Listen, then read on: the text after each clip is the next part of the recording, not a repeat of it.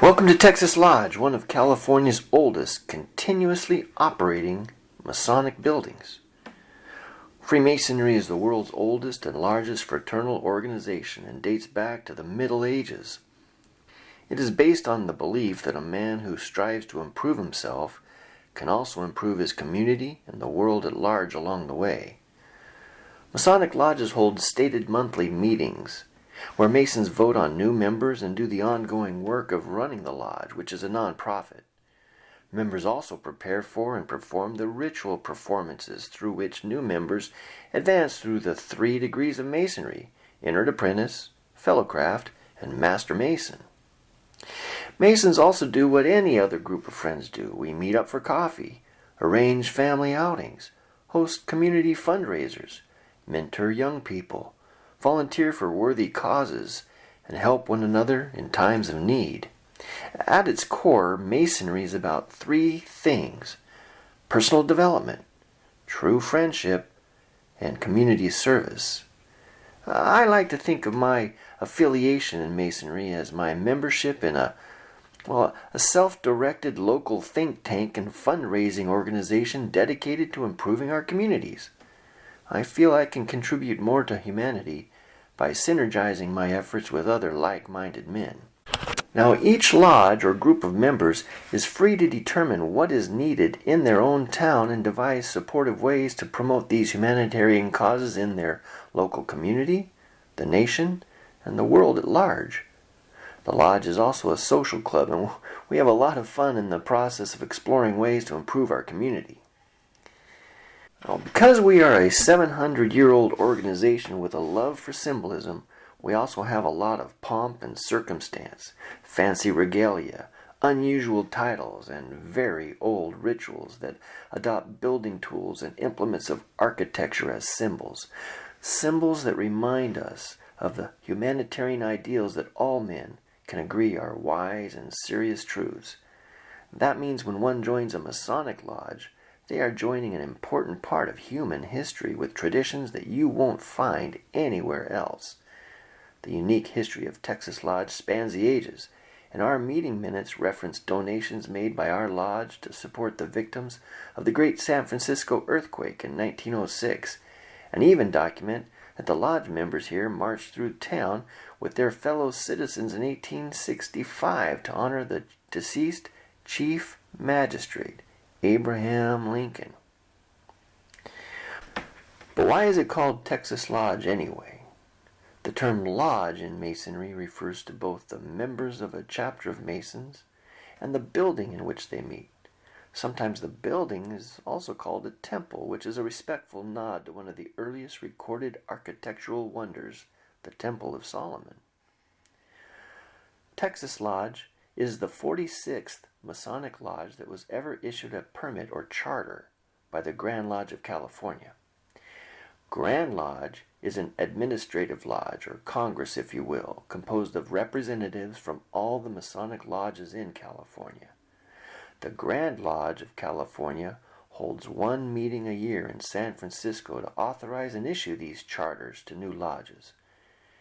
Every state in the Union has its own Grand Lodge, as do most countries throughout the world. Grand Lodges of each such jurisdiction recognize each other, which facilitates Masons making new friends when traveling and visiting lodges abroad.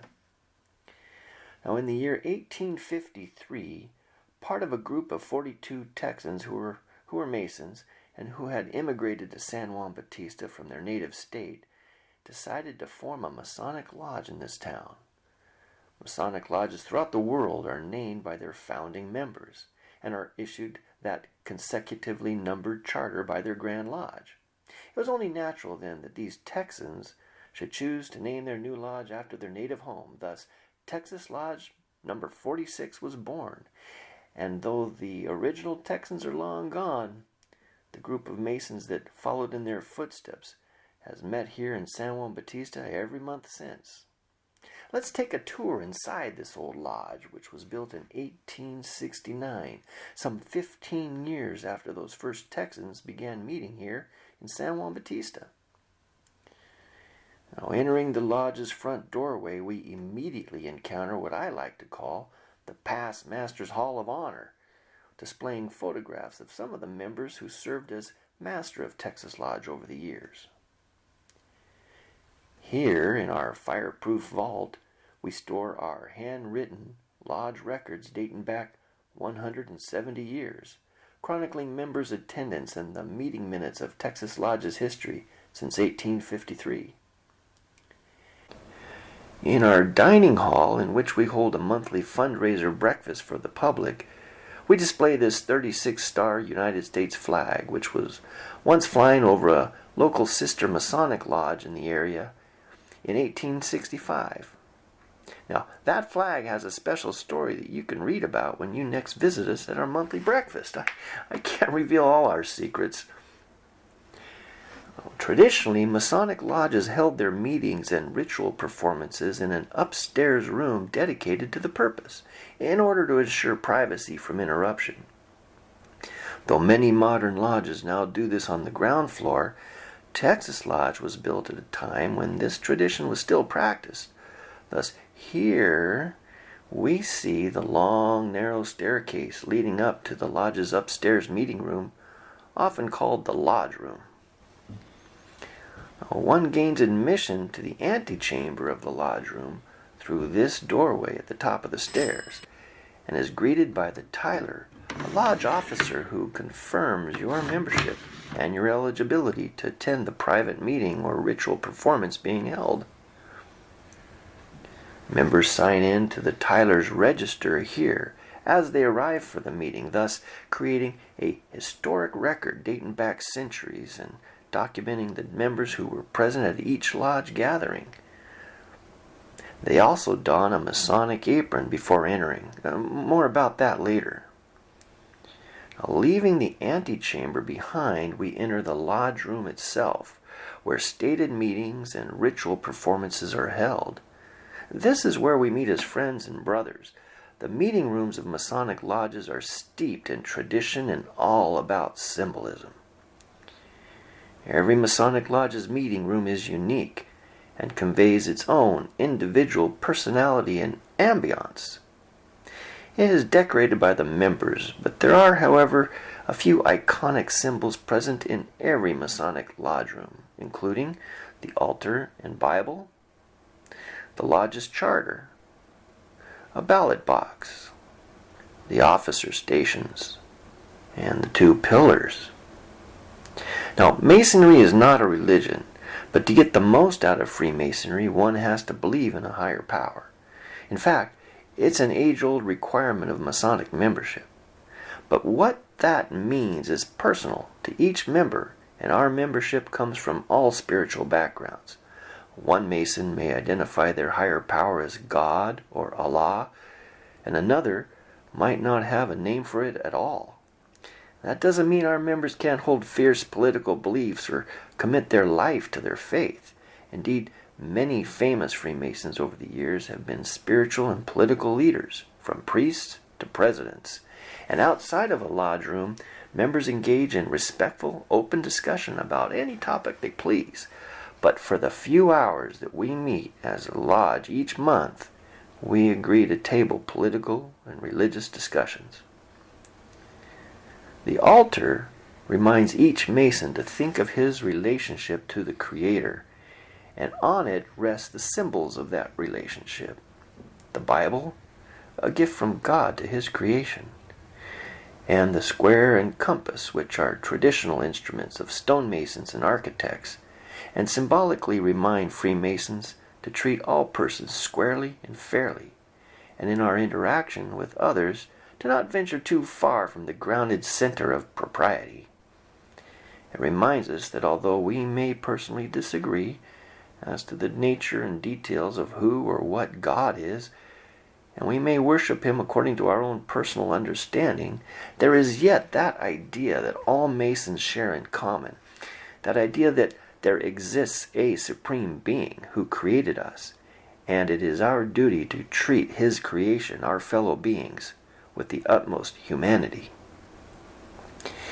Here hangs the lodge charter. Every Masonic lodge displays the charter it received from its Grand Lodge so that visiting members can verify the lodge is a legitimate Masonic lodge. This is a ballot box. When a man applies for membership in any Masonic lodge, the members of that lodge will meet with him and begin to develop a friendship.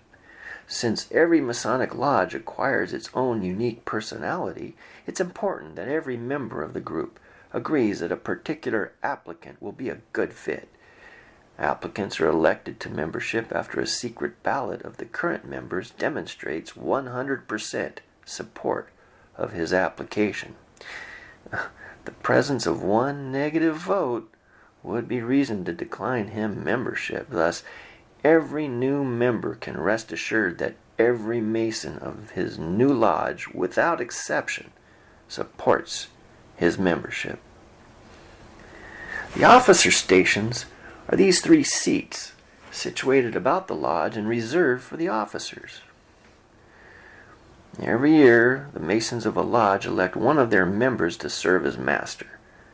The master of a lodge presides in meetings from this chair in the east, since the east is symbolically the source of light as represented by the morning sun. The officer who is second in charge is seated in the west, symbolic of the setting sun, and the officer who is third in charge is seated in the south and presides over the meals and fundraisers of the lodge whenever they're held. His station in the south is symbolic of the midday sun, the time when stonemason laborers traditionally took a break for lunch. There are also designated seats for the other officers, and these positions rotate every year, so all members have a chance to develop leadership skills. Here we see the 2 pillars.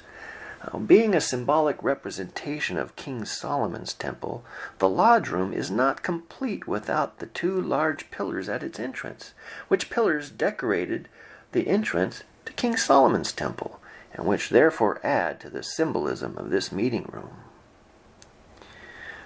Now, the members of Texas Lodge here decided to also include other decorations in their lodge room that were important to them, like the deed to the property and the certificates recognizing our years being a part of California Masonry.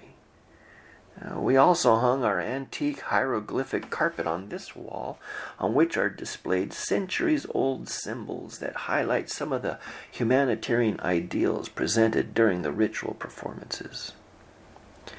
Texas Lodge also has on display in the meeting room several Masonic aprons. Now, the badge of a Mason is the plain white leather apron, a symbol of the purity of life and conduct we all strive for. And we are privileged to wear this badge during our meetings and ritual performances. They're also worn in public ceremonies during Masonic parades or funerals. Once a Master Mason has served as Master of the Lodge for a year and retires from that office, he has the distinction of being called a past master, and the privilege is afforded him to decorate and personalize his apron with embellishments if he desires. Some past masters embroider or paint Masonic hieroglyphics from the lessons they enjoyed and were taught during the 3 educational ritual presentations that they witnessed as they began their Masonic life journey.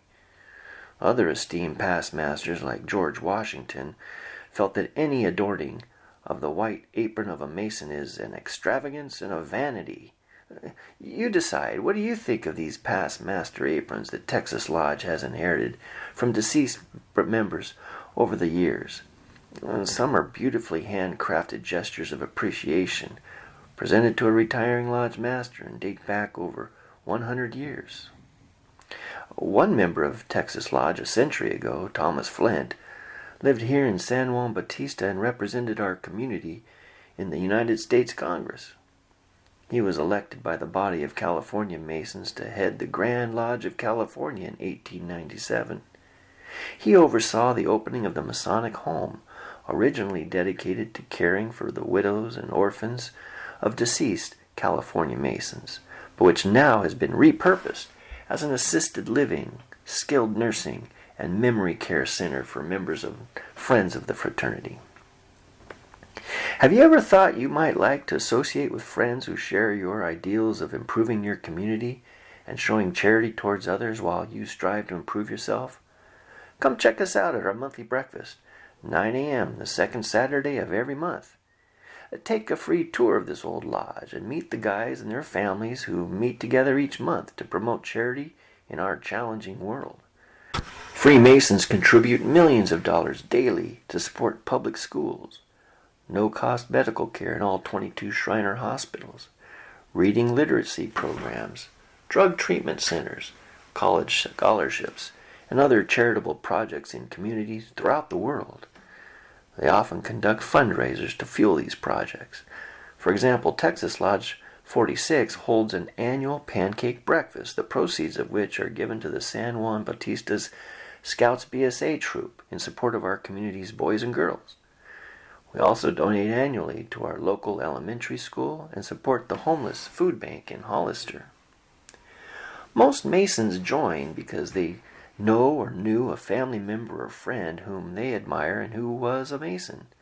However, membership does not require a family connection and is open to all men who profess a belief in God and who have no significant criminal history. Any such man may submit an application for membership by contacting any Mason. We never recruit, but we are eager to provide an application whenever one is requested. Benefits of membership include forming lifelong friendships, focusing on your own personal development, helping others, being part of a historic organization you can take pride in, meeting new people from different backgrounds who share your values, engaging with the community, learning time-tested leadership skills, enjoying regular social activities, and connecting in a global network. To learn more about Masonic lodges in general, or a Masonic lodge in particular near where you live, visit Texas Lodge's webpage at lodge46.freemason.org or California Grand Lodge's webpage at freemason.org. You can also visit us on Facebook, YouTube, and follow us on Twitter. And if you're already a fellow Mason, congratulations on being a part of the noblest society on earth. Please convey our greetings to your lodge members and consider visiting us or holding your next ritual degree in our historic Texas Lodge Room. Thank you for your interest, and we hope to see you soon.